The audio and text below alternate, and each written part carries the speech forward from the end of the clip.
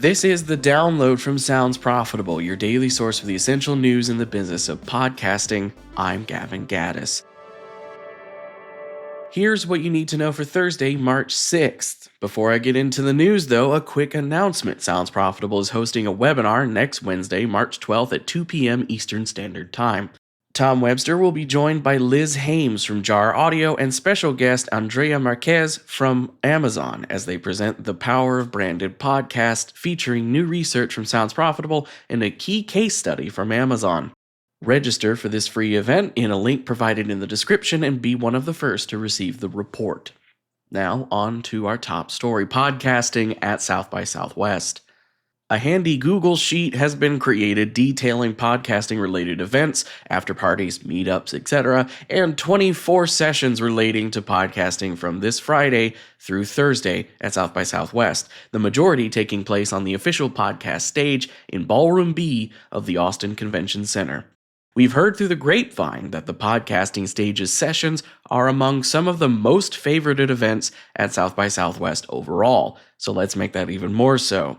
If you're headed out to Austin for South by, we encourage all attendees to log into your South by Southwest accounts, fill out your profile with a photo and information, and then favorite any podcasting panels you intend on, attending.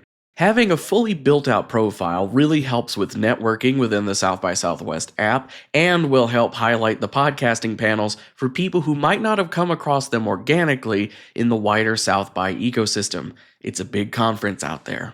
Next up, the 3 most important statistics about news podcast listeners. In anticipation of Sounds Profitable's upcoming branded podcast research, Webster takes a look back at the first entry in the Sounds Profitable education series. The 3 findings about news podcast listeners include a look at the growing age disparity between mediums. The mean age of news podcast consumers is around 47, while the average age of cable TV news viewers is in the high 60s. News consumers are incredibly social with their podcast consumption, choosing to co-listen to content and consume podcasts while traveling more than the average non-news respondent. 21% of news consumers report abandoning a podcast if it had too many ads. They are a pond that can be overfished. However, 61% of news podcast consumers say they are likely to listen to brand-sponsored podcasts, and 46% say that a company's involvement makes them more likely to try a new podcast. Webster recalls when nightly news broadcasts were tentpole family events. Podcasting's social nature with co-listening makes it less of a lonely activity consuming the news compared to reading articles or social media posts. News fans present a strong draw for bringing more people into podcasting as a medium and a powerful selling point for advertisers. Next up, 4 ways to use audience surveys for podcasts, video, ads, and branded content. A common solution to the age-old problem of figuring out what your audience actually thinks about your podcast is an audience survey, though they still remain not as common a fact-gathering tool in the industry as Paul Rees-Mandel would expect. He breaks down the strengths uniquely provided by surveys, such as its first-party data directly from the audience's mouth, the demographics data that can be collected, and how surveys can be used to gauge response to branded content. Next up, podcasting on YouTube versus being a YouTuber. Lower Street CEO Harry Morton posted an article on LinkedIn about the differences between simply uploading a video podcast to YouTube and actually producing a video series meant for YouTube, as there is a fundamental difference between producing good audio podcast content and producing good YouTube podcast content. For my fellow aging gamers in the crowd, an apt comparison would be that of a game developer in the mid-90s looking to release a powerful game on both the Super Nintendo and the Sega Genesis. That would be the Mega Drive for anyone not from the US.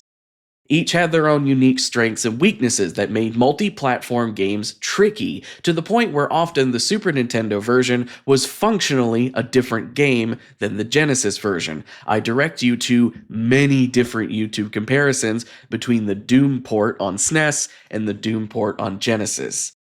The best one is the 32X version, but that's not germane to the conversation right now. That's enough of my micro video game podcast. Back to Harry Morton. Morton encourages the perspective that video and audio aren't add-ons to be integrated into an existing podcast workflow, but instead a separate project under the same media umbrella. Two similar products, both built from the ground up to play to the strengths of their respective mediums, instead of trying to make the strengths of another medium work in another where it's not necessarily a strength. As for the rest of the news, AudioHook welcomes Carrie Legner aboard their sales team with a focus in driving direct-to-consumer client engagement and growing AudioHook's pay-for-performance model. CBS News is launching its first video podcast with 48 Hours Post-Mortem, a companion podcast to standard 48 Hours releases that'll be the first original show on the upcoming 48 Hours Fast channel that's free ad-supported streaming, as well as YouTube. Dan Houser, co-founder of Rockstar Games and creator of the sci-fi audio fiction series A Better Paradise, is publishing a novelization of the series through his publishing imprint Absurd Ventures. And finally, comedy club brand The Stand and entertainment company Cineverse are partnering to launch the Wits Podcast Network, a comedy label operated within the larger Cineverse Podcast Network. Be sure to check out the links to every article mentioned right in your podcast listening app or at soundsprofitable.com, where you can also subscribe to the newsletter version.